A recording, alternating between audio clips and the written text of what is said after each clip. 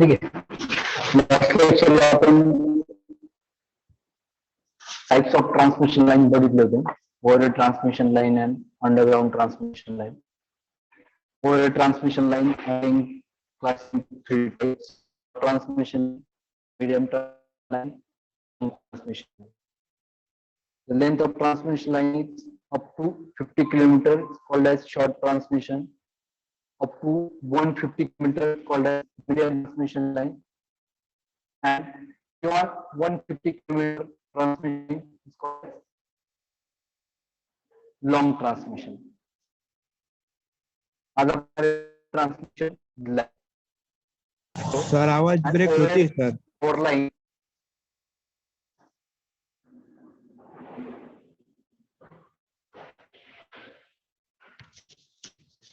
And overhead power line, the structure power transmission and distribution to transmit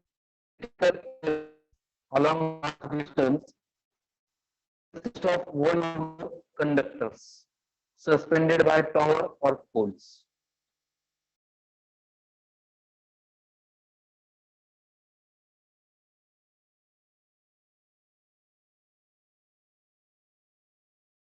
हा, तर ही जी काही overhead transmission line आहे आपण यूज करतो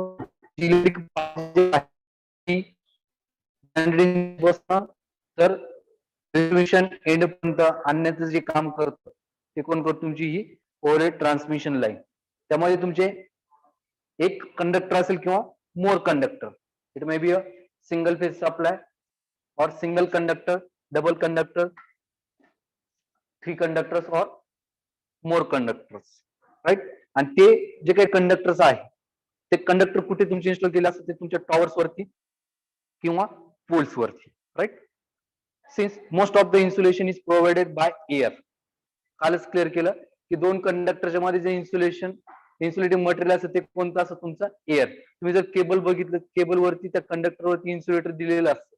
बट ओव्हरहेड कंडक्टर जर बघितलं त्यावरती इन्सुलेशन नसतं, ते ओपन कंडक्टर असतं. त्यामध्ये इन्सुलेटर कोणतं असतं? ते ब्रेकडाऊन मटेरियल कोणतं असतं? तर तुमचं ते असतं air.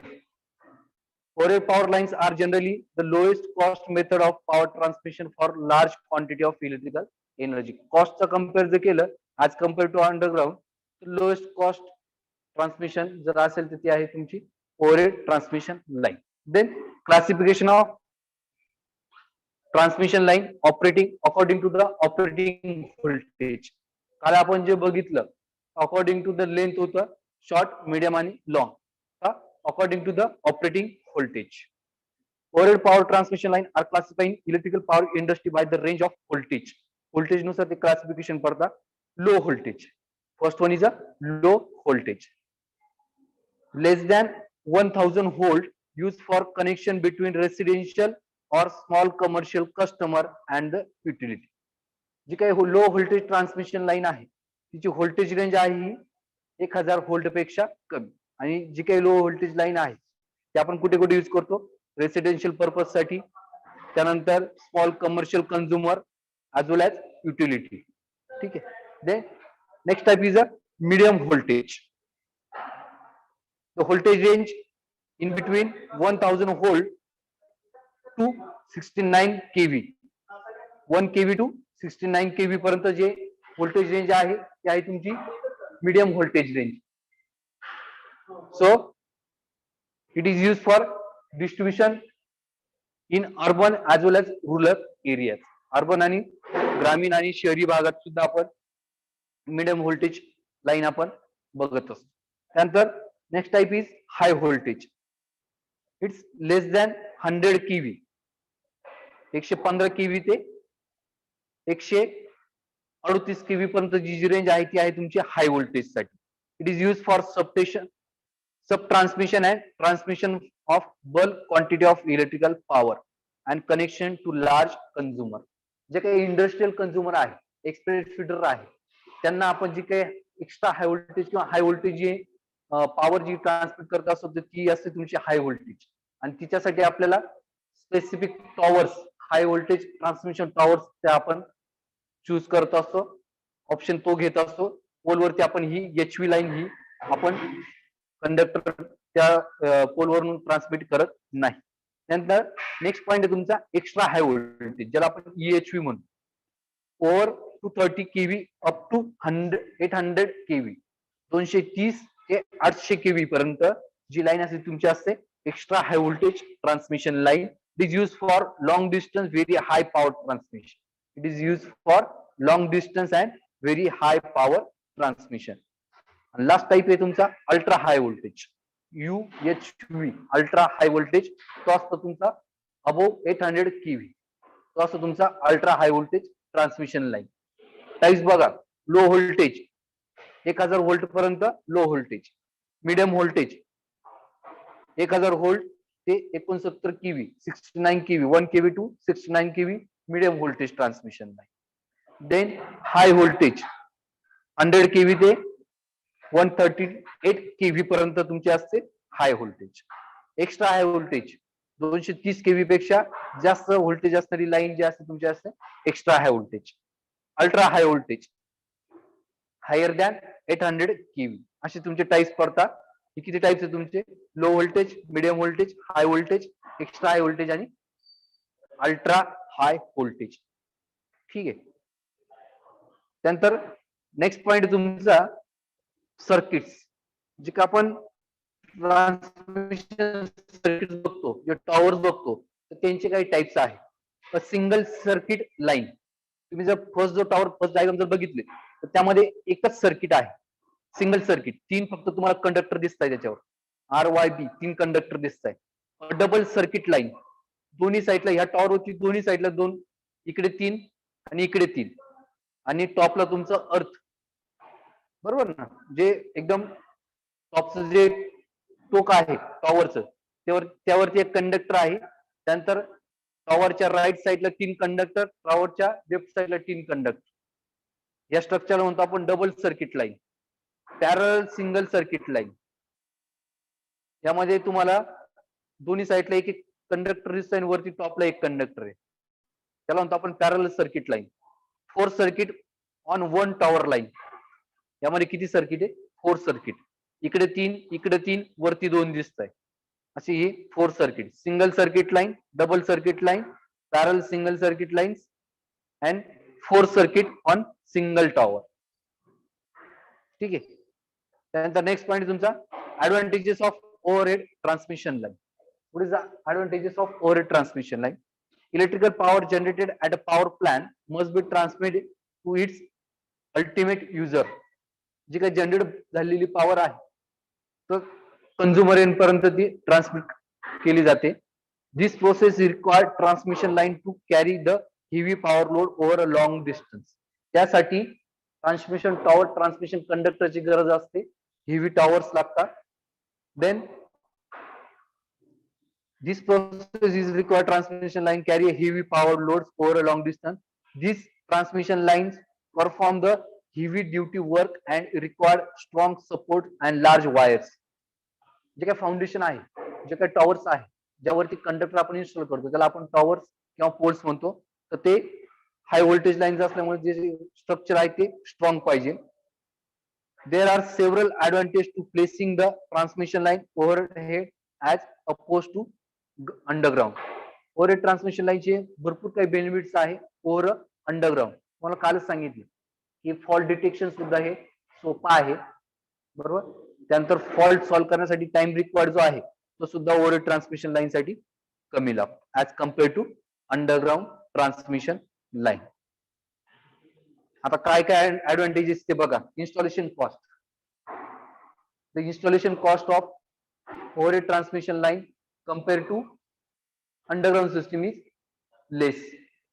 Then repair cost. Underground power lines are more costly to repair. In addition, it generally takes long to repair than overhead lines due to the difficulty in reaching the underground problem.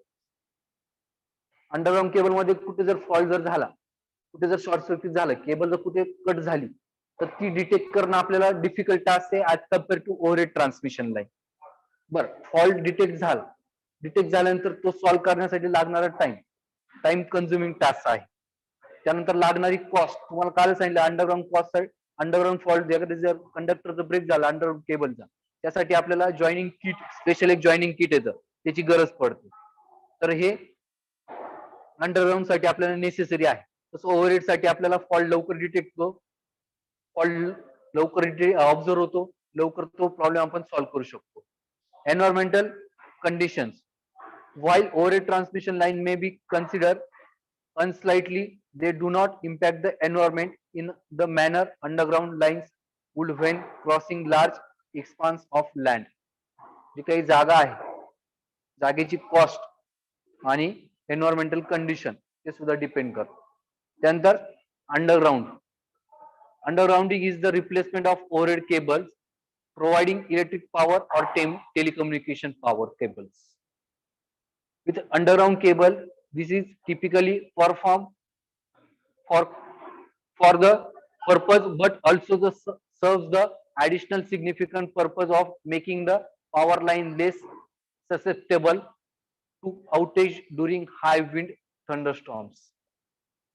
जे काही overhead मध्ये कंडक्टरचं जे काही atmosphere किंवा जर heavy जर air असेल, अशा कंडिशन मध्ये तुमचे जे काही कंडक्टर्स आहे ते सॅग होतात. ते सॅग झाल्यानंतर किंवा जर पावसाचे दिवस असतील, रेनी सीझन असेल किंवा जिथे बर्फाच्छादित ज्यावेळेस रेनी पाऊस पडतो, बर्फयुक्त पाऊस पडतो, अशा कंडिशन मध्ये कंडक्टरवरती, ओव्हरहेड कंडक्टरवरती तिथे ते बर्फाची जे काही लेअर जर तिथे जर किंवा जर मॉइश्चर जर क्रिएट झालं, त्यावरनं तुमचे ट्रान्समिशन डिस्ट्रीब्युशन लॉसेस हे इन्क्रीज होतात.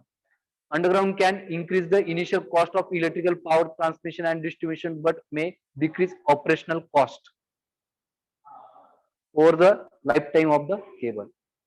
अंडरग्राउंड केबल मध्ये हे ऍटमॉस्फिअरचे काही त्या कंडक्टरवरती, केबलवरती काही इफेक्ट होत नाही. त्यामुळे काही मेंटेनन्स ऑपरेशनल कॉस्ट आहे ती कमी लागते as compare to underground cable. Right. आता हे अंडरग्राउंड केबलचे काही फोटोज आहेत. काही ठिकाणी डायरेक्टली आपण जमिनीत नाली करून आपण ते केबल्स टाकत असतो, काही ठिकाणी डक्ट केले जातात सिमेंट कॉन्क्रीटचे. तर ते सर्व जे काही स्ट्रक्चर आहे ते तुम्हाला स्क्रीनवरती दिसतंय. त्यानंतर नेक्स्ट पॉइंट आहे तुमचा advantages of underground system. Less subject to damage from weather condition. जे काही शॉर्ट सर्किट किंवा फॉल्ट होण्याचे प्रमाण आहे अंडरग्राउंड सिस्टीम मध्ये कमी आहे. Reduce range of EMF emission into the surrounding area. जे काही केमिकल इफेक्ट असतील, ऍटमॉस्फिअरिक इफेक्ट असतील, ते कंडक्टरवरती कमी होतात. Underground cable need a narrow surrounding strip of about 1 to 10 meters to install. 200 meters wide to keep permanently clear for safety, maintenance and repair. जर आपण डक्ट जर केले, सिटीमध्ये जर डक्ट केले, तर ते ज्या काही केबल्स आहेत त्या अंडरग्राउंड केबल मध्ये जर डक्ट जर टाकले, डक्ट मध्ये तुमचे केबल जर टाकल्या, डक्ट म्हणजे काय, पाईप्स असतात सिमेंट कॉन्क्रीटचे, त्यामध्ये तुमचे केबल जर टाकले, आपल्याला इझिली तो फॉल्ट किंवा सेफ्टी प्रिकॉशनच्या व्ह्यूने ते आपल्याला बेटर जातं.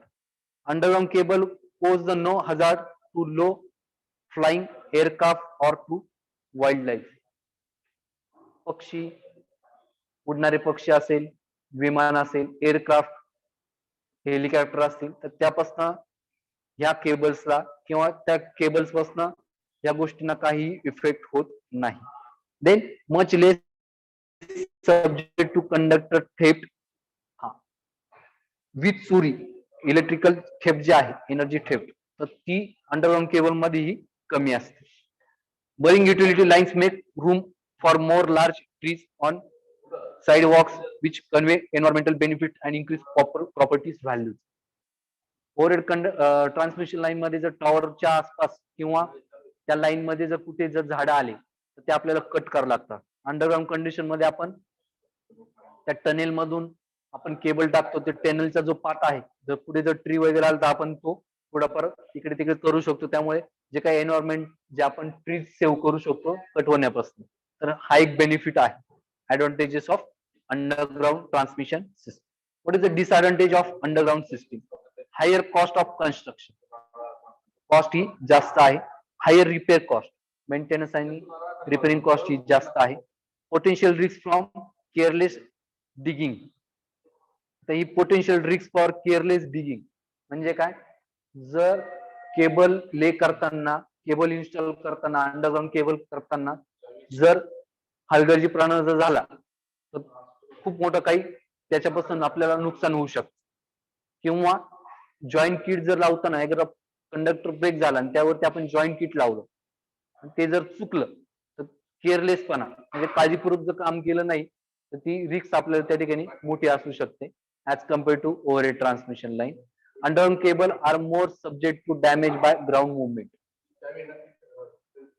Underground cable are more subject to damage by ground movement. हा जो काही ग्राउंड मुवमेंट आहे आपण तसा डिसएडव्हान्टेज मध्ये नाही येत कारण की सेफ्टीच्या किंवा डॅमेजच्या व्ह्यूने ओव्हरहेड मध्ये जास्त डॅमेज होता, अंडरग्राउंड मध्ये तसं डॅमेज कमी आहे. ठीक. Underground cable can not be upgrade and must be supplemented to replace to increase capacity. ठीक आहे. आपल्याला जर कॅपॅसिटी केबलची जर इन्क्रीज करायची असेल तर आपण ती extra high voltage armour cable जर टाकली तर त्यामधनं बल्क अमाऊंट ऑफ पॉवर सुद्धा आपण त्यामधनं ट्रान्सफर करू शकतो. कंपॅरिझन दिलेलं आहे बघा. ओव्हरहेड पॉवर लाईन्स दिसत आहे, अंडरग्राउंड पॉवर लाईन्स दिसत आहे, underground versus power cable. Power आणि अंडरग्राउंड केबलचे काही फोटोज दिलेले आहे स्क्रीनवर.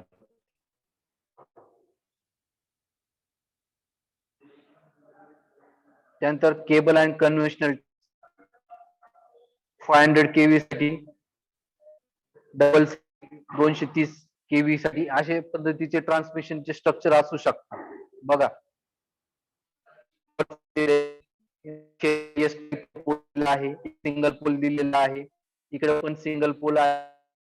33 ते 69 केव्ही पर्यंत आपण त्यानंतर अप टू 14 केव्ही पर्यंत आपल्याला जे डिस्ट्रीब्युशन पोल दिसतात ते डिस्ट्रीब्युशन पोल लास्ट पिक्चर मध्ये दिसत आहे. पहिले आहे ट्रान्समिशन, सब ट्रान्समिशन आणि डिस्ट्रीब्युशन साठी कोणकोणते स्ट्रक्चर आपण यूज करतो. टॉवर्स यूज करतो, steel towers, high voltage transmission, extra high voltage transmission, ultra high voltage transmission साठी. त्यानंतर मीडियम व्होल्टेज ट्रान्समिशन साठी आपण सब ट्रान्समिशन साठी 69 केव्ही पर्यंत ही टाइपची आपण स्ट्रक्चर यूज करू शकतो. आणि डिस्ट्रीब्युशन साठी आपण येता जाता आपल्या शहरामध्ये आपल्या गावामध्ये जे पोल्स दिसतात ते असतात तुमचे डिस्ट्रीब्युशन पोल्स, ते आपले सिंगल सर्किट पोल्स असतात. ठीक. केबल्स अँड कन्व्हेन्शनल टाइप दिसतं आपल्याला.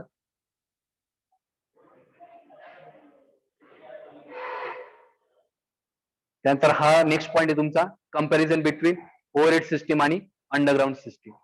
हा पॉईंट आपण नेक्स्ट लेक्चरला बघू. ठीक आहे. आता आज जे लेक्चरला बघितलं ते क्लिअर झालंय सर्व. ऍडव्हान्टेजेस, डिसएडव्हान्टेजेस, त्यानंतर जे single double for high voltage, medium voltage, extra high voltage साठी तर ते आपण बघितले. ठीक आहे.